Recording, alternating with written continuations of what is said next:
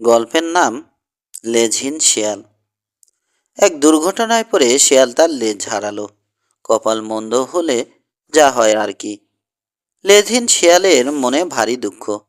লেজ নাই, ল্যাগুল ল্যাগুল লাঙ্গল নাই। কোথায় যাই কোথায় যাই। একদিন তার মাথায় এক দুষ্ট বুদ্ধি খেলে গেল। আর সবার যদি লেজ না থাকে, তাহলে তাকে কেউ আর নিন্দা মন্দ করবে না। শিয়াল তখন অন্য শিয়ালদের নিয়ে এক সভা ডাকলো। ভাই সব শোনো মন দিয়ে, খুব জরুরি কথা বলছি আমি। লেজ নিয়ে আমাদের কত বিড়ম্বনা পোহাতে হয়। আমাদের লেজগুলো কেমন ছোট ছোট বাঁকান। লেজ থাকা মানেই বাড়তি ঝামেলা।